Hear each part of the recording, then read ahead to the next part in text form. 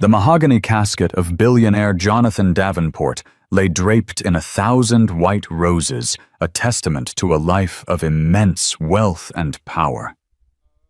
In the front pew of Boston's grandest cathedral sat his beautiful, composed widow, Genevieve, the perfect picture of aristocratic grief.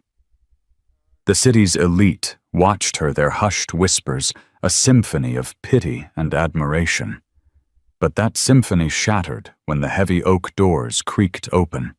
A woman plainly dressed, but with an unbreakable strength in her eyes, walked down the aisle. Clinging to her hands were two small children, a boy and a girl, with Jonathan Davenport's unmistakable sapphire blue eyes. They were his living image. A single horrified gasp echoed through the cavernous space. The funeral was no longer about the man in the casket. It was about the two women who were about to tear his legacy apart. The organ music of Bach's Toccata and Fugue in D minor filled the vaulted ceilings of Trinity Church, each note, a heavy, ornate stone of sorrow laid upon the silent congregation. Before the altar, Jonathan Davenport, a titan of industry and a pillar of Boston society, lay at rest. His death, a sudden and shocking heart attack at the age of 48, had sent ripples through the financial world and the city's upper crust. In the front pew, Genevieve Beaumont Davenport sat with the ramrod straight posture of a woman bred for control. Her black Givenchy dress was a whisper of restrained elegance. A single strand of inherited pearls, a cool testament to her status. A delicate veil of French netting partially obscured her face, but it could not hide the glint of triumph that mingled with her carefully curated grief. For 20 years she had been Mrs. Jonathan Davenport. She had hosted his galas, charmed his business partners, and tolerated his long, unexplained absences. She had played her part flawlessly, and now she was about to receive her reward, the keys to an empire. Her gaze swept over the attendees. The mayor was in the third row.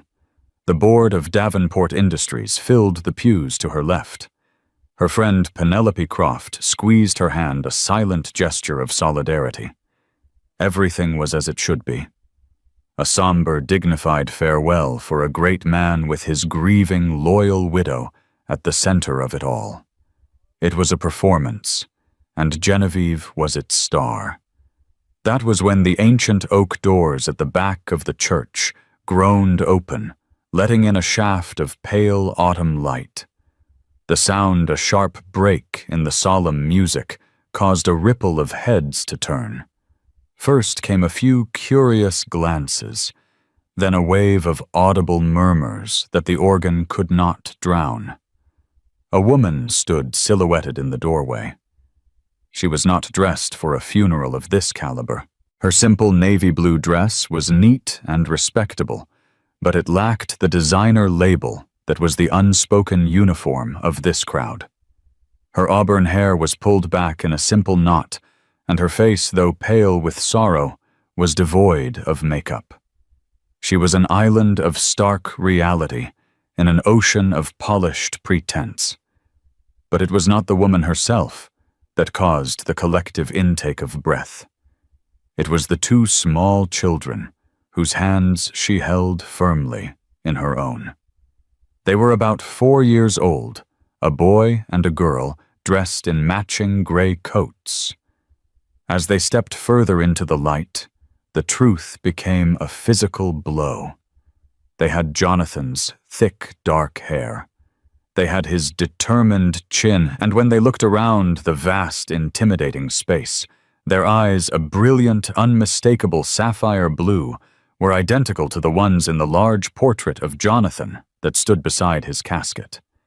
They were his mirror image. Serafina Hayes felt 1,000 pairs of eyes on her as she began the long walk down the center aisle. Her heart hammered against her ribs, a frantic drumbeat against the slow, mournful organ. She had promised Jonathan she would never do this, never create a scene, never disrupt the carefully constructed world he maintained. But Jonathan was gone, and his last whispered instructions over the phone, just hours before he died, had been clear. If anything happens to me, Fina, you make sure they know. You make sure our children are seen. The whispers grew louder, more venomous. Who is that? Look at those children. My God, they're his. Genevieve is going to have a fit. Serafina ignored them. Her focus was on the polished casket at the front of the church. This was for him. This was for Leo and Lily. She walked with a quiet dignity that was more powerful than any shout. Her steps were measured, her expression one of genuine, unadorned grief. She wasn't here to make a claim, she was here to say goodbye. As they drew level with the front pews, the music faltered and then ceased altogether. The organist, catching sight of the scene, had lost his place. The silence that descended was more profound than the music had ever been. Genevieve turned her head slowly, her movements stiff with disbelief. She saw the woman. She saw the children. For a moment, her mind refused to process the image. This had to be a mistake. Some distant, disgraced relative. But then she saw their eyes. Jonathan's eyes. Staring back at her from the faces of two children she had never seen before. The veil could no longer hide the truth. Her perfectly composed mask of sorrow cracked, revealing the furious, raw panic beneath. Her knuckles, gripping a black lace handkerchief, turned white. "Who are you?" Genevieve's voice was a low, dangerous hiss cutting through the silence. "What is the meaning of this intrusion?" Serafina stopped positioning herself so the children were slightly behind her. She met the icy glare of the woman who was in the eyes of the world, her beloved's wife. "My name is Serafina Hayes," she said, her voice clear and steady, though it cost her every ounce of her strength. "And these are Leo and Lily. We've come to say goodbye to their father." The word father hung in the air like a guillotine. A collective gasp rippled through the church. Penelope Croft's hand flew to her mouth. Robert Vance Jonathan's longtime business partner and friend looked down at his shoes as if hoping the floor would swallow him. He had suspected had seen the hidden expenditures and the secret weekend flights, but had never dared to confirm it. Genevieve rose to her feet, her body trembling with a rage so potent it was almost visible. "Get out!" she seethed, her voice dropping to a venomous whisper that carried to the first 10 rows. "Get out of this church right now. You will not desecrate my husband's memory with your filth." Little Leo, sensing the hostility, tightened his grip on his mother's hand and started to cry softly. Lily hid her face in the folds of Serafina's dress. Serafina did not back down. She had come too far. She had lived in the shadows for 6 years, loved a man she could never claim, and raised his children in secret. She would not be dismissed as filth. "We have every right to be here," she stated, her voice gaining strength. "Jonathan loved them. He was their father." "Lies," Genevieve spat, taking a step forward. "Jonathan was a good man. He would never." Her voice broke, not with grief, but with the sheer fury of her perfect world being dismantled before her very eyes. 2 ushers, sensing an imminent explosion, began to move hesitantly toward the aisle. But before they could intervene, a calm, authoritative voice cut through the tension. "Mrs. Davenport, please." Alistair Finch Jonathan's personal attorney for over 30 years stepped out from a side pew. He was a tall, thin man with a gravitas that commanded respect. He adjusted his spectacles and looked from Genevieve to Serafina, his expression unreadable. "This is neither the time nor the place," he said, his voice quiet but firm. "We will settle all matters in due course. For now we are here to honor Jonathan. Let us proceed with the service." His intervention acted as a splash of cold water.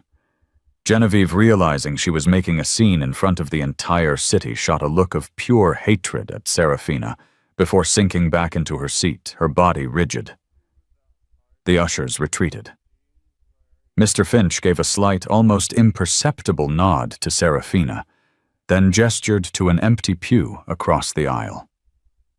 Serafina, understanding, led her children to the seat. As she sat down, she felt the burn of 100 hostile stares, but she also felt a strange sense of peace. The first step was over. The secret was out. Now, whatever came next, she would face it in the light. The organist, taking his cue, began to play again. A soft, hesitant hymn this time. The funeral continued, but the atmosphere was irrevocably changed. No one was listening to the eulogies. They were all watching the two women, the two worlds of Jonathan Davenport, sitting on opposite sides of the aisle, separated by a chasm of secrets and lies, waiting for the inevitable war to begin. The penthouse apartment on Commonwealth Avenue was less a home and more a museum of modern success. Floor-to-ceiling windows offered a breathtaking panorama of the Boston skyline, a view Jonathan had once called the spoils of war. The furniture was Italian minimalist and punishingly uncomfortable. Art chosen by a consultant for its investment potential hung on stark white walls. There was no clutter, no warmth, no sign that people truly lived there, only that they existed in a state of curated perfection. This was the world Genevieve had built with Jonathan, or rather the world she had maintained. Their marriage 20 years ago had been a merger. She brought the Beaumont name, old money, impeccable social standing, a lineage tracing back to the Mayflower. He brought the Davenport Drive, a relentless new money ambition that had turned his father's modest construction company into a global real estate empire. It was a perfect match, celebrated in the society pages as the union of the year. Their life together had been a series of meticulously planned events. Charity galas, where Genevieve's smile never wavered as she secured six-figure donations. Dinner parties where Jonathan closed deals over port and cigars. Vacations to St. Bart's or Gstaad, less for pleasure and more for the photo opportunities and the networking. Love had never been the primary currency of their relationship. Respect, ambition, and a shared understanding of their roles were the foundation. Genevieve had known on some level that Jonathan wasn't a man built for monogamy.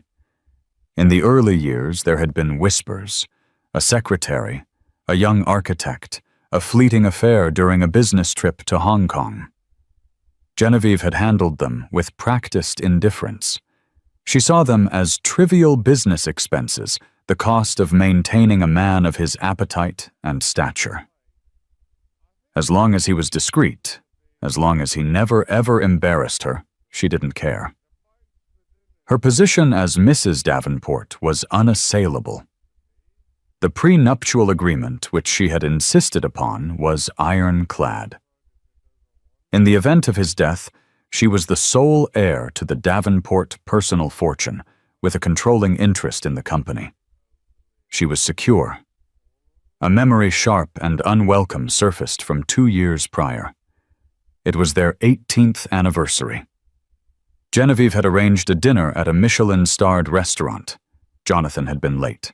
He'd arrived flustered, smelling faintly of something sweet and floral, not his usual sandalwood cologne. "Sorry, darling," he'd said, kissing the air beside her cheek. "The London call ran long." "Of course," she'd replied, her voice smooth as silk. She hadn't believed him. There was a looseness to his collar, a relaxed set to his shoulders that didn't come from a transatlantic conference call. It came from something softer, something more intimate. Throughout the dinner, he'd been distracted, his phone buzzing in his pocket. He kept glancing at it, a small, secret smile playing on his lips. Genevieve had felt a prickle of something unfamiliar, not jealousy, but annoyance. It was a breach of protocol. Whatever his diversions were, they were supposed to remain in the shadows, not intrude upon their carefully scheduled time together. "Is everything all right, Jonathan?" she'd asked, her tone laced with a hint of steel. He'd looked up startled, his blue eyes momentarily unfocused before locking onto hers. "Everything's perfect. Just a minor issue with the new Dubai project." He'd switched the phone off and put it away. "Now to us. 18 years. Can you believe it?" He had raised his glass, and she had dutifully raised hers, but the moment felt hollow. The smile he gave her was the same one he gave to newspaper photographers. It didn't reach his eyes.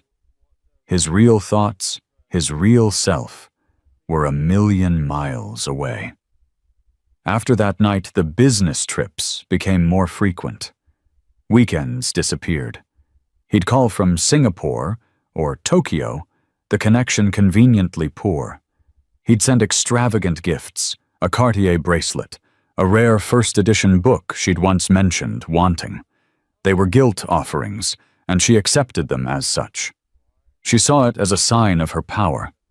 He was placating her, ensuring she remained content in her gilded cage while he played his games. The idea that these games might involve something more than a fleeting dalliance never seriously occurred to her. An emotional connection. A parallel life. That was the stuff of cheap novels, not the carefully managed world of the Boston elite. Jonathan had never wanted children with her. In their first year of marriage, she had broached the subject. "An heir is important for the Davenport name," she'd said, as if discussing a business strategy. He had deflected, "We have plenty of time." But plenty of time had stretched into years, then a decade. He was always too busy. The company was at a critical stage. It wasn't the right time. Eventually, she had stopped asking. A child would have been a complication, a messy, unpredictable variable in their pristine lives. She had convinced herself she was relieved. Her legacy was the Beaumont Davenport name, the social standing, the empire she would one day help control. The last time she had seen him alive was on the Monday before he died. He was packing an overnight bag in his dressing room, a space as Spartan and impersonal as a hotel suite. "Another trip?" she'd asked, leaning against the doorframe, examining her manicure. "Just to the coast. A quick site visit for the new coastal development. I'll be back Wednesday," he'd said, not meeting her eye. "Don't work too hard," she'd replied, the words a meaningless script they both knew by heart. He had paused at the door on his way out. For a moment, he looked at her, a strange expression on his face. It was almost sad, regretful. "Genevieve," he'd started, then stopped. He shook his head.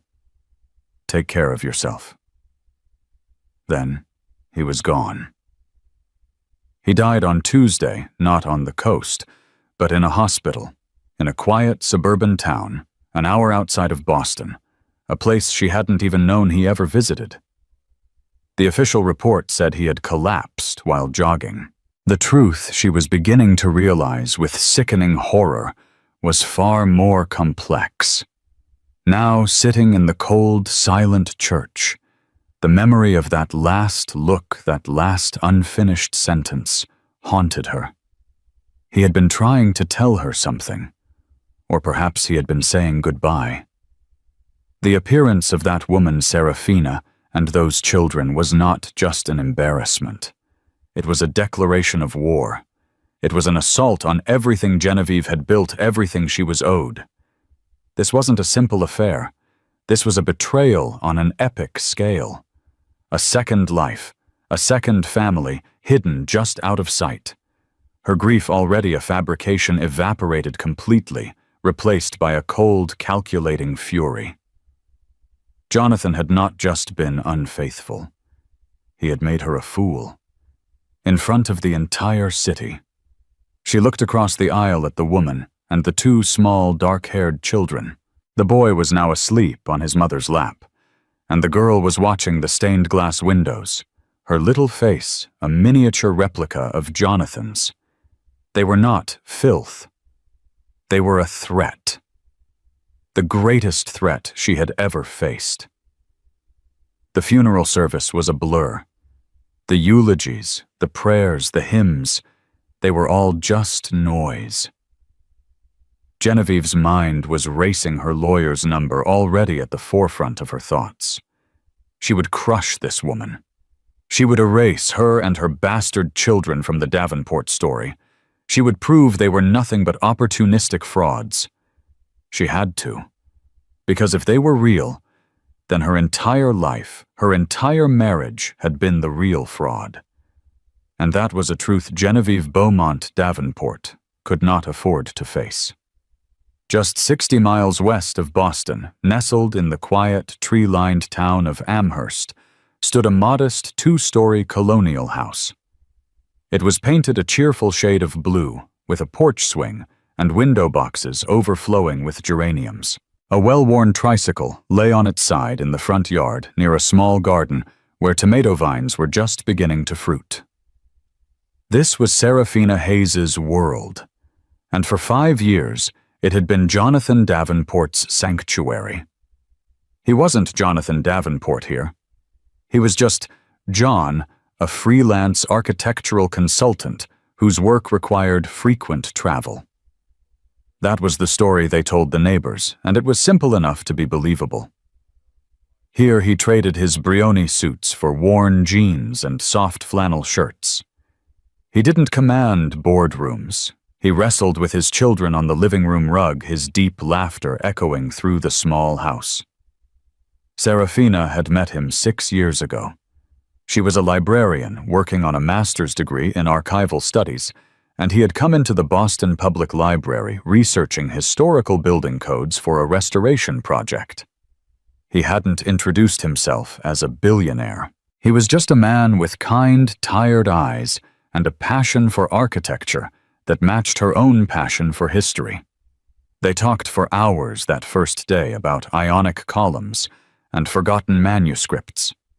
He was brilliant, funny, and he listened to her with an intensity that made her feel like she was the only person in the world. When he finally asked her to dinner, she said yes without hesitation. The truth of his identity came out a few weeks later. He confessed it over a simple meal in a North End trattoria, his voice low and full of shame.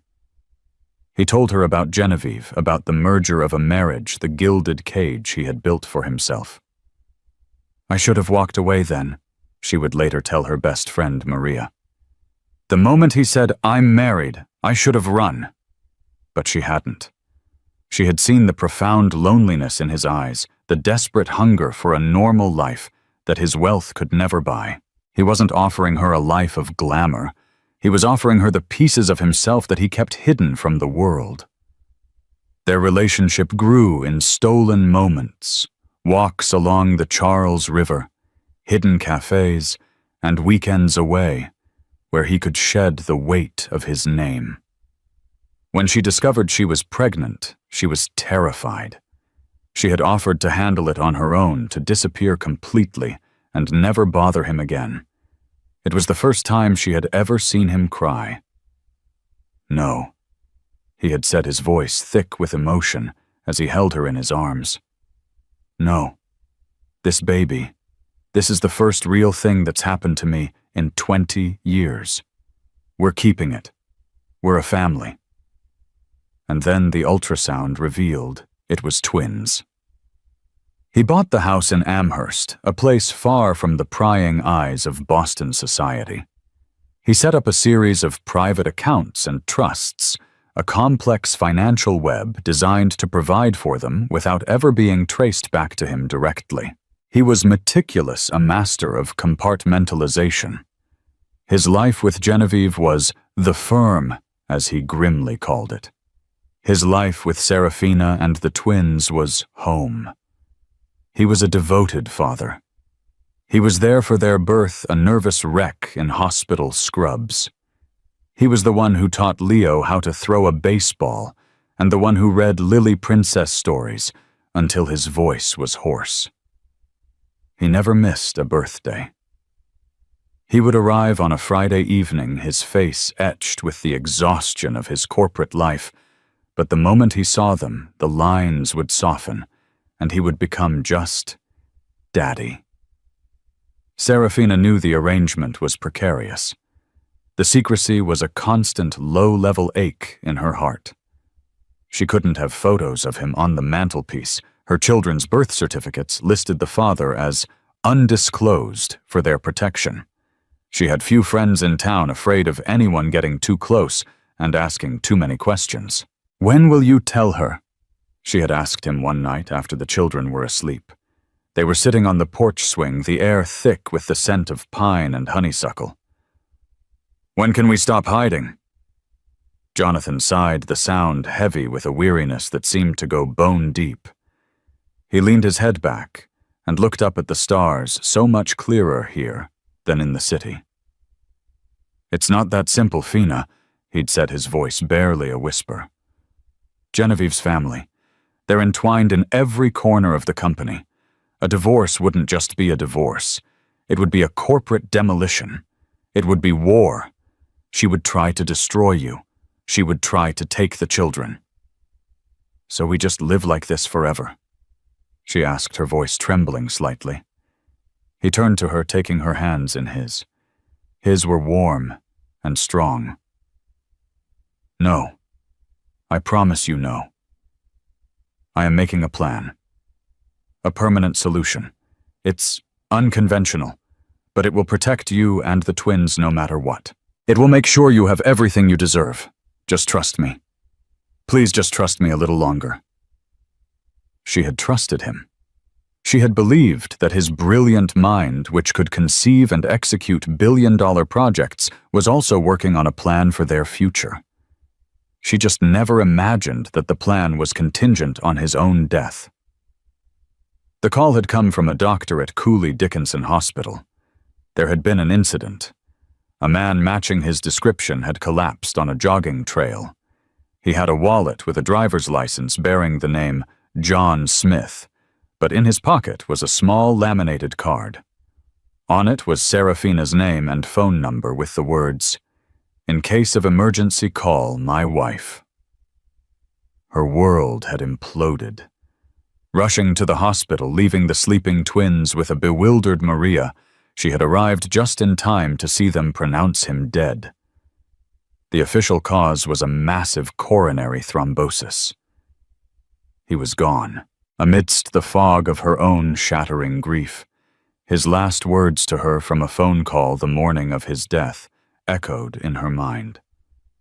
He was checking in as he always did. He'd told her he loved her. He'd told her he loved Leo and Lily more than life itself. And then he had added almost as an afterthought, "Fina, I've updated the plan. Alistair Finch knows everything. If anything ever happens to me, call him. And don't be afraid. Make sure our children are seen. It's the most important thing." Making the walk down that church aisle had been the hardest thing she had ever done. It felt like a betrayal of their secret, quiet love. But it was also the fulfillment of his final wish. He had spent years protecting them in the shadows, and now it was her job to ensure they were finally seen in the light. She looked at Leo and Lily now, safely back in their own beds in the little blue house. They knew their daddy was gone. They thought he was a star in the sky now, watching over them. They were too young to understand the complexity, the scandal, the battle that was to come. They only knew the man who built block towers with them and gave the best piggyback rides was never coming home. Serafina clutched a framed photo she kept hidden in her closet. It was the only one she had of the four of them together, taken with a self-timer on a sunny afternoon in their backyard. Jonathan was holding Lily on his shoulders, and Leo was perched on his lap, all of them laughing, their faces filled with pure, uncomplicated joy. This was the truth. This was the reality of Jonathan Davenport's life. Genevieve could have the penthouse and the society pages. This little house, these two sleeping children, and this one secret photograph, this was his heart. And Serafina would fight to the death to protect it. The law offices of Finch, Abernathy, and Crowe were a bastion of old-world power located on the top floor of a granite skyscraper overlooking Boston Harbor. The air inside was still and smelled of lemon polish, old paper, and money. The conference room where the will was to be read was dominated by a colossal mahogany table polished to such a high sheen it reflected the grim faces of those gathered around it. Genevieve sat at the head of the table, flanked by her own formidable attorney, a shark named Lawrence Prentice. She had spent the 2 days since the funeral in a state of controlled fury, marshalling her forces. She had private investigators digging into every corner of Serafina Hayes's life, searching for any dirt, any weakness that could be used to discredit her. Prentice had already assured her this was an open and shut case of a gold-digging opportunist making a fraudulent claim. The prenuptial agreement was their shield and their sword. Across the gleaming expanse of wood sat Serafina. She had come alone. She had declined Alistair Finch's offer to arrange for her own counsel, an act Genevieve interpreted as either naivety or foolish arrogance. Serafina looked small and out of place in the imposing leather chair, but her back was straight, and her hands, though clasped tightly in her lap, were steady. She projected an aura of quiet resolve that Genevieve found intensely irritating. Alistair Finch sat at the opposite head of the table, a thick leather-bound portfolio before him. He exuded an air of solemn neutrality, his face a mask of professional duty. With him was Robert Vance, the CFO of Davenport Industries and Jonathan's oldest friend. His presence was required as the executor of the will alongside Finch. Vance had refused to meet Genevieve's gaze, since entering the room his discomfort palpable. "If we are all present," Mr. Finch began, his voice dry as parchment, "we shall proceed. I am here today to read the last will and testament of Jonathan Edward Davenport, executed on the 15th of June, 2024. He cleared his throat and opened the portfolio.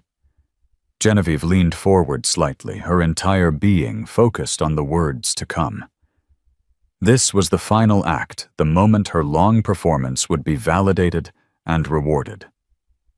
"I, Jonathan Edward Davenport, being of sound mind and body, do hereby declare this to be my last will and testament, revoking all former wills and codicils." Finch's voice was a steady, emotionless monotone. He began with the standard bequests. A sizable donation to the Boston Museum of Fine Arts, where Genevieve sat on the board. A generous fund for his alma mater, MIT. Smaller, but still significant sums for various cousins and long-serving employees of his company. With each bequest, Genevieve felt a knot of tension loosen. It was all proceeding exactly as she expected. It was the will of a responsible philanthropic titan of industry. "To my dear friend and trusted partner, Robert Vance," Finch continued, "I bequeath my collection of vintage watches and the sum of $1 million in gratitude for his years of loyalty and discretion." Robert Vance swallowed hard, his face paling slightly at the word discretion. He knew what Jonathan meant. He knew about the secret accounts, the carefully hidden transactions that he had helped facilitate, always under the guise of private investment vehicles. Now came the main event. Finch paused and took a sip of water. The silence in the room was absolute. "To my wife, Genevieve Beaumont Davenport," he read, and Genevieve's heart gave a triumphant leap. "I leave the following our primary residence, the penthouse apartment on Commonwealth Avenue, with all its contents, furnishings, and art." Genevieve nodded.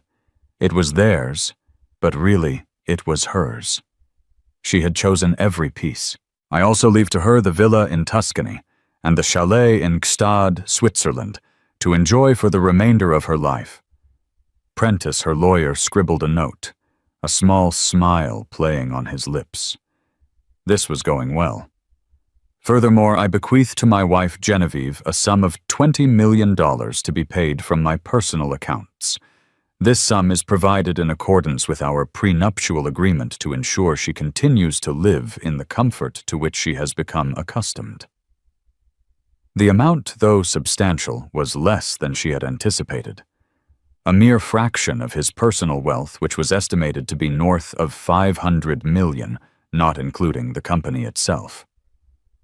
A sliver of unease crept into her composure. "And that is all," Prentice interjected, unable to hide his surprise. "What about his shares in Davenport Industries, his controlling interest?" Alistair Finch held up a hand. "Please, Mr. Prentice, allow me to finish." He adjusted his glasses and continued reading from the document. "All the rest residue and remainder of my estate, including all personal property financial accounts investment portfolios, and my entire 61% controlling interest in Davenport Industries, I bequeath to the Davenport Legacy Trust to be managed by the appointed trustees." A trust. Genevieve's mind reeled. Jonathan had set up a trust. This was unexpected. Complicated. Who were the trustees? And more importantly, who were the beneficiaries? Finch continued, his voice unwavering. "The trustees of the Davenport Legacy Trust shall be Alistair Finch and Robert Vance." Genevieve stared at Robert, who looked as though he might faint. He was a trustee. He would control the company. This was a betrayal. "And the beneficiary?" Prentice demanded, his voice sharp. "Who is the beneficiary of this trust?" This was the moment. The entire room seemed to hold its breath. Serafina, who had remained silent and still, finally lifted her gaze to meet Finch's. The old lawyer looked down at the document, then over the rim of his glasses, first at Genevieve, then at Serafina. He took a slow, deliberate breath, as if bracing for the explosion to come. "There appears to be a separate sealed document attached to the will," he announced, his tone carefully neutral. "A codicil. It is dated just 3 months ago and was delivered to my office by Mr. Davenport himself, with express instructions that it be opened and read only at this time in the presence of all concerned parties." He produced a thick, cream-colored envelope, sealed with a heavy wax stamp, bearing the Davenport family crest. The sight of it sent a chill down Genevieve's spine. This was not part of the plan. This was an aberration. "This is highly irregular," Prentice blustered. "We should verify its authenticity." "I can assure you it is authentic," Finch said coolly. "I personally witnessed the signature, as did my partner, Mr. Abernathy. It is legally unimpeachable." With a small, sharp letter opener, Finch slit the envelope. The sound was like a gunshot in the silent room. He withdrew a single sheet of paper, handwritten in Jonathan's familiar, strong script. This was not a document drafted by lawyers. This was from Jonathan himself. Finch began to read. The words that followed would not just outline the distribution of an estate. They would detonate a bomb in the center of the room, shattering a 20-year marriage and the carefully constructed legacy of Jonathan Davenport. And as he spoke, Genevieve felt the polished mahogany floor fall away beneath her feet. The hidden will was about to be revealed. Alistair Finch held the handwritten letter, his knuckles white. For a moment, he seemed to be gathering himself, the professional mask slipping, to reveal a hint of the heavy burden his client had placed upon him. He knew the contents of this letter would irrevocably alter the lives of everyone in the room. "This document," he began, his voice taking on a new, more personal tone, is a codicil and personal directive from Jonathan. He asked that I read it in its entirety without interruption. He looked pointedly at Genevieve and her lawyer before his eyes settled on the page. He writes, "To whom it may concern, but most especially to Genevieve and to Serafina. If you are reading this, it means my time has run out, and I have left behind a mess of my own making. For that I am profoundly sorry. I have not been an honest man, but I have tried in my own flawed way to be a good one. I have lived 2 lives, and in doing so, I have failed 2 remarkable women. This letter, and the legal instructions that follow, are my attempt to finally set things right." Genevieve felt the blood drain from her face. A personal address. A confession. This was a nightmare. "Genevieve," Finch read on Jonathan's voice, seeming to echo in the still air. "Our marriage was a partnership, a successful one by the world's standards. We built an empire together, and I will always respect you for your intelligence, your grace, and your strength. I have provided for you in a way that befits that partnership. The houses, the money, they are yours. A severance package for a long and fruitful business relationship. I know that sounds cold, but we both know the warmth between us faded long ago. I am sorry for my dishonesty, but I am not sorry for finding a happiness I never knew was possible. This is an outrage." Prentice slammed his hand on the table. "This is a character assassination, not a legal document." "It is a legally binding codicil, Mr. Prentice." Finch countered, his voice like ice. "And I will remind you of my client's instruction not to be interrupted." He returned to the letter, his gaze shifting to Serafina, who was listening with tears silently streaming down her face. "Serafina," he read, his voice softening almost imperceptibly. "My dearest Fina, you were my shelter from the storm. You gave me what money and power never could, a home. You saw the man, not the brand. You gave me the 2 greatest gifts of my life. You gave me Leo and Lily." At the mention of the children's names, Genevieve let out a choked, incredulous sound. It was true. It was all true. "It is to them, my children, my heirs, that I leave my true legacy. It is my deepest regret that I did not have the courage to acknowledge them in life. I was a coward, afraid of the scandal, afraid of the war a divorce would bring. I chose to protect my business instead of my family. I will carry that shame with me always. I can only hope that in death I can give them the security and the name I was too weak to give them in life." Finch paused, allowing the weight of the confession to settle. Robert Vance stared at the table, his face ashen. He had been Jonathan's friend for 30 years, and he had never known the depth of his turmoil.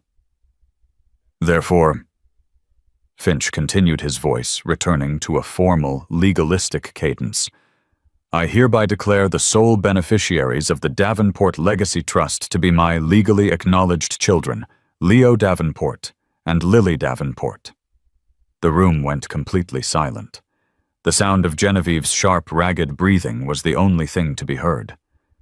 "Legally acknowledged," she whispered, her voice cracking. "That's impossible." Alistair Finch reached back into the portfolio without looking at her. He placed 3 documents on the polished table and slid them across to Prentice.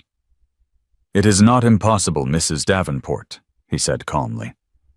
"It is merely a fact you were not privy to. The first document is a court-certified declaration of paternity signed by Jonathan 6 months ago. The second and third are the amended birth certificates for the children officially naming Jonathan Edward Davenport as their father. And here," he added, pulling out another file, "are the results of a DNA test Jonathan had performed last year. There is a 99.999% probability that he is their biological father. It is all, as I said, unimpeachable. Each document was a nail in the coffin of Genevieve's world.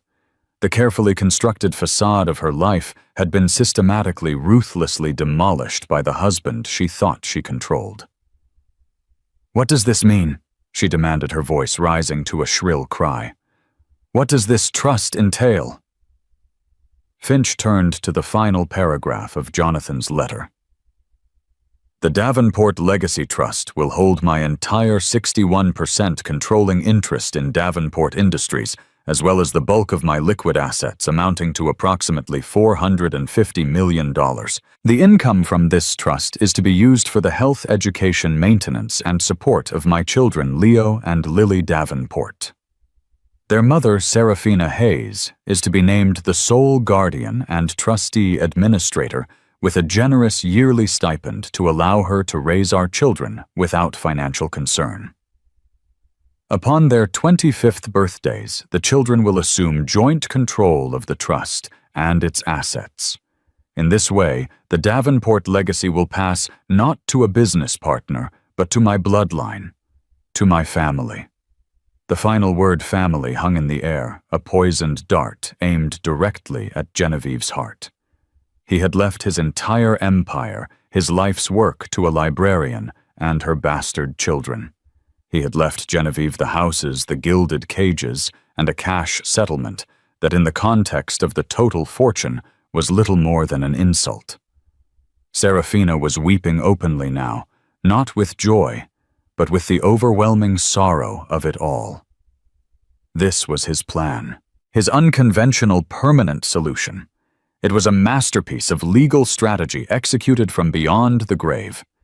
He had sidestepped the prenuptial agreement, which only covered his personal assets in the event of a divorce, not their distribution through a trust upon his death. He had ensured his children were provided for in a way that no court could ever challenge.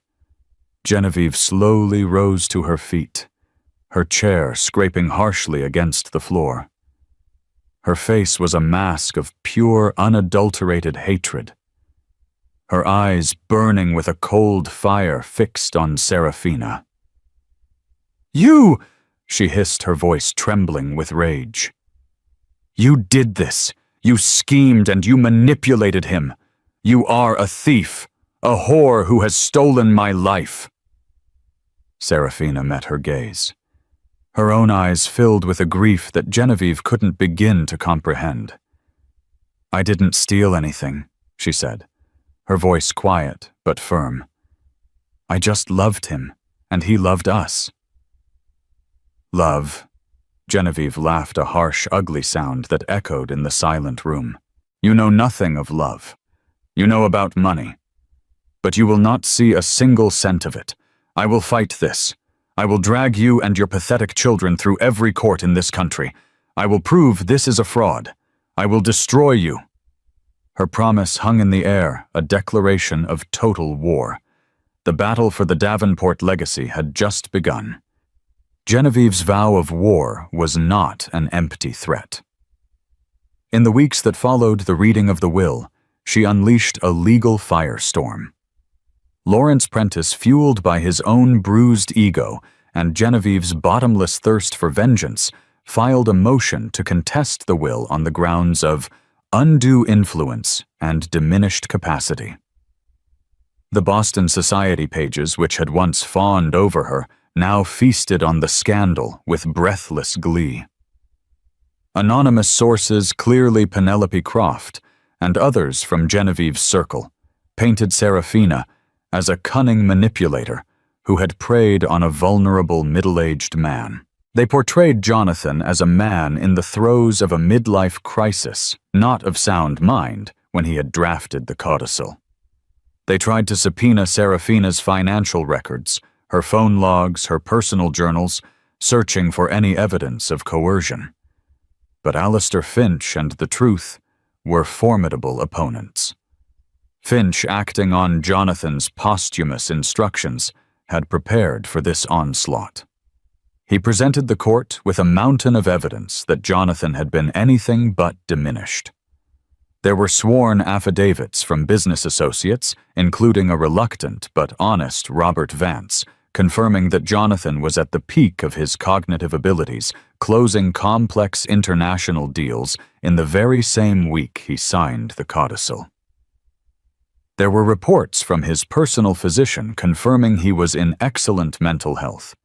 The core of their defense, however, was Jonathan himself. Finch produced a series of video diaries Jonathan had recorded on his personal laptop, a final fail-safe he had put in place. In the videos, a clear-eyed and articulate Jonathan spoke directly to the camera. "I am recording this," he stated in the first entry dated the day after he signed the codicil, "because I anticipate that my final wishes will be viciously contested by my wife, Genevieve. Let me be unequivocally clear. I am of sound mind and body. My decision to make my children Leo and Lily my primary heirs is born not of manipulation, but of love, and a deep sense of paternal responsibility." He went on to detail his life with Serafina, speaking of their meeting, the birth of the twins, and the quiet joy he found in Amherst. He spoke with a clarity and emotional depth that was undeniable. He was not a man being controlled, he was a man finally taking control of his own truth. "I have hidden my family for too long," he said in the final video, his blue eyes staring intently into the lens. "I was a coward. But this trust. This is my final act of courage. It is my legacy. It belongs to them." When the videos were played during a closed-door hearing, the effect was devastating. Prentice's arguments about diminished capacity crumbled to dust. The judge, a stern, no-nonsense woman, saw the case for what it was. During the proceedings, Genevieve's composure began to fray. Her public appearances became erratic. Once the epitome of cool elegance, she was now photographed looking haggard and thin, her eyes holding a haunted, desperate look. The carefully constructed world she had ruled was dissolving around her. Her friends in high society, who loved nothing more than a winner, began to distance themselves from the unfolding messy spectacle of her defeat. The invitations to galas and charity boards dried up. She was no longer the powerful Mrs. Davenport. She was the spurned wife, a public object of pity and scorn. The financial pressure mounted as well. Her legal fees were astronomical, and with her access to Jonathan's main accounts frozen, she was forced to start liquidating her own assets. The pristine life she had taken for granted was revealed to be entirely dependent on the man she had treated as a business partner. Meanwhile, Serafina remained in Amherst, shielded from the worst of the media circus by Alistair Finch. She did not give interviews. She did not issue statements. She focused on her children, trying to create a bubble of normalcy for them, amidst the chaos. She grieved for Jonathan, not the billionaire, but the man who read bedtime stories and made pancakes on Sunday mornings. She felt no triumph in Genevieve's downfall, only a profound sadness for the woman whose life had also been shattered by Jonathan's secrets. The final blow came not from the court, but from Robert Vance. Racked with guilt over his complicity in Jonathan's deception, he provided Finch with the last piece of the puzzle: access to a series of hidden corporate ledgers. They detailed the meticulous multi-year process by which Jonathan had siphoned funds into the shell corporations that supported Serafina and the twins. It was not the rash behavior of a man in a crisis. It was the long-term, calculated financial planning of a man building a second life. It proved beyond any doubt premeditation and clear intent. Faced with this irrefutable evidence, Lawrence Prentice had no choice but to advise Genevieve to drop the case. The fight was over. She had lost. The news was delivered to her in the sterile, silent living room of the penthouse. Prentice laid out the facts, the unwinnable nature of their position. When he finished, Genevieve stared out at the city skyline, the spoils of a war she had not won. For a long time, she said nothing. Then a single dry sob escaped her lips. It was not a sound of grief for her husband. It was the sound of utter and complete defeat. The sound of a queen checkmated, her entire board swept clean. "Get out, Lawrence," she whispered, not looking at him. When he was gone, she walked over to a large framed photograph on a side table. It was from their wedding day, 20 years ago. A young, fiercely ambitious Jonathan stood beside a radiant, confident Genevieve. They looked like they owned the world. With a sudden, violent cry of rage and despair, she swept the photo off the table. It crashed to the marble floor, the glass shattering into 1,000 pieces, just like the life it represented. 6 months later, winter snow blanketed Amherst, muffling the world outside the blue colonial house. Inside, a fire crackled as Serafina built a block castle with Leo and Lily. They were happy and safe. That was all that mattered. As administrator of the Davenport Legacy Trust, she wielded immense power but had no interest in the corporate world. Guided by Jonathan's memory, her first act was to establish a charitable foundation to build affordable, sustainable housing, redirecting the company's purpose toward a legacy of compassion. She sold the cold Boston penthouse, decisively cutting ties with that life. Alistair Finch brought her a locked chest Jonathan had left behind. Inside, she found not stocks or jewels, but his heart photo albums of their hidden life. Unsent letters filled with love and regret, and at the bottom a detailed business plan for a small architectural firm named Hayes and Davenport. It was his dream of an authentic life with her, a life he was too afraid to claim while he lived. In contrast, Genevieve's world had collapsed. A social pariah, she became a recluse, selling off properties to cover her legal debts. Her name, once a symbol of power, was now a whispered cautionary tale about a life built on appearances. Watching her children by the fire, their faces reflecting the warm light, Serafina knew she was witnessing the true Davenport legacy. It wasn't in skyscrapers or stock prices, but in the promise of their future. Her mission was to ensure it would be a legacy of kindness and truth, all the things their father had found with her just in time to secure it for them from beyond the grave. And so the story of Jonathan Davenport's 2 lives comes to a close. It's a powerful reminder that the truth, no matter how deeply buried, always finds its way to the surface. It shows us that a person's true legacy isn't defined by the wealth they accumulate or the name they build, but by the love they give and the lives they touch. Serafina and her children didn't win a fortune. They reclaimed a birthright built on a hidden but powerful love. Genevieve's story is a tragic lesson in what happens when a life is built on pride and appearances rather than genuine connection. What did you think of this incredible story? Do you believe Jonathan did the right thing in the end? Let us know your thoughts in the comments below.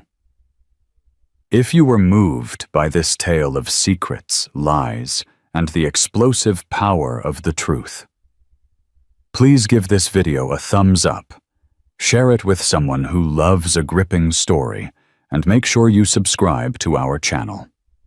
Click that notification bell because you won't want to miss our next story.